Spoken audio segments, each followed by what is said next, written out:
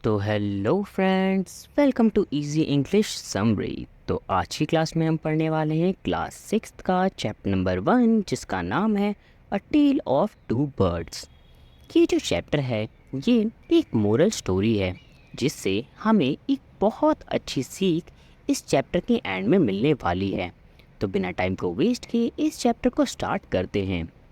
तो कहानी की शुरुआत होती है एक चिड़िया से, जिसके दो बच्चे होते हैं और वो उनका पालन पोषण बहुत अच्छे से कर रही होती है।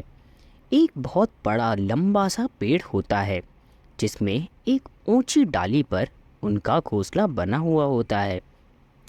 और जो बर्ड होती है वो अपने दोनों बच्चों को बराबर खाना देती है और उन दोनों से बराबर प्यार करती है। फिर एक दिन एक बहुत बड़ा तूफान आया।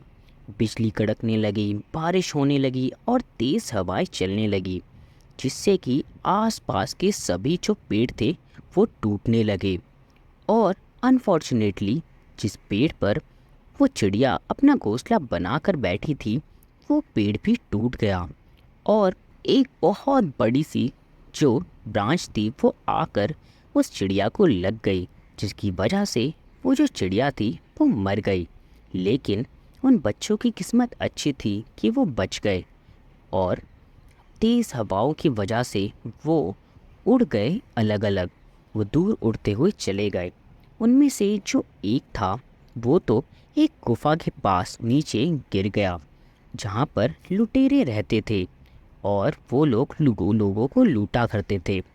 और जो दूसरा वाला बर्ड था वो ऋषि के आश्रम के पास जाकर गिर गया और धीरे धीरे टाइम गुजरता रहा और जो दोनों बर्ड्स थे वो बड़े हो गए। फिर एक दिन की बात है, जो राजा था उस देश का, वो जंगल में शिकार के लिए निकला और शिकार पर उसे एक हिरण दिखा। अरे, ये हिरण तो काफ़ी बड़ा है, मुझे इसका शिकार करना ही है। फिर वो उसका शिकार करने के लिए उसके पीछे दौड़ा, मतलब अपने घोड़े पर। और फिर वो उस हिरण के पीछे पीछे बहुत ज़्यादा अंदर आ गया उस जंगल के। और फिर वो सोचने लगा, अरे, ये मैं कहाँ आ गया, मैं तो इस जगह को जानता भी नहीं, ये जंगल का कौन सा हिस्सा है। राजा को काफ़ी डर भी लग रहा था और वो काफ़ी थक भी गया था। फिर वो काफ़ी देर तक रास्ता ढूंढता रहता है, लेकिन जब उसे रास्ता नहीं मिलता तो थोड़ी देर आराम कर लेता हूँ। वो उसी गुफा के पास आराम करने के लिए अपने घोड़े से उतरता है और जाकर एक पेड़ के नीचे बैठ जाता है। फिर उसे एक चिड़िया दिखती है, एक बर्ड।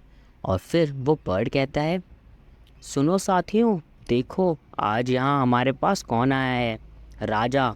इसके पास तो काफ़ी पैसा लगता है, एक काम करो, इसे जल्दी से लूट लो और इसका घोड़ा भी छीन लो।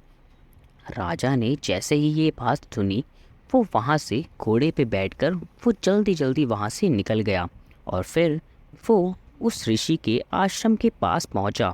उसने अपने घोड़े को वहीं पर बांधा और वहाँ एक पेड़ के नीचे आराम करने लगा। फिर वहाँ पर उसे वैसा ही सेम दूसरा बर्ड दिखा।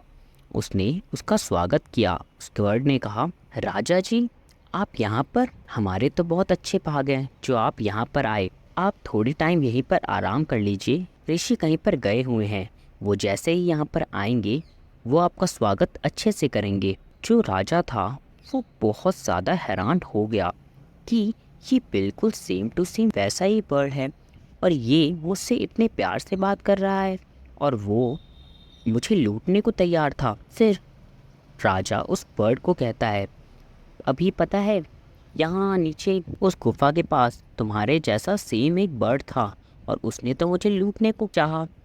अच्छा, वो मेरा भाई है, मैं उसे बहुत समझाता हूँ लेकिन वो समझता ही नहीं। वो उन लुटेरों के साथ रहता है, इसलिए वो भी उन्हीं के जैसा हो गया है। ऋषि वहाँ पर आते हैं और ऋषि राजा का स्वागत भी करते हैं। फिर राजा ऋषि को पूरी कहानी बताते हैं कि नीचे जो मुझे बर्ड मिला था वो मुझे लूटना चाह रहा था और ये जो बर्ड आपके पास रहता है ये मेरा स्वागत कर रहा है। ऐसा क्यों ऋषि? वो इसलिए कि हमारी संगत जो है उसका बहुत असर पड़ता है हमारे ऊपर। वो जो दूसरा बर्ड है वो बुरे लोगों के साथ रहता है तो उसने बुरी आदतों को पकड़ लिया है। और ये जो बर्ड है ये ऋषि मुनि के साथ रहता है तो इसने ऋषि मुनि जैसे ज्ञान को ही जाना है, तो इसीलिए इसका व्यवहार भी वैसा ही है। ये सुनकर राजा जो है वो काफ़ी हैरान हुआ कि लोगों की सिर्फ संगत से कितना ज़्यादा असर पड़ जाता है। तो इससे हमें ये सीख मिलती है कि हमें हमेशा अपनी संगत को अच्छा करना चाहिए, हमारे एनवायरनमेंट को अच्छे लोगों से भरना चाहिए। तो इस चैप्टर में सिर्फ इतना ही। इस तरीके की और पोएम्स और समरीज़ के लिए मेरे चैनल को सब्सक्राइब करें। Thank you.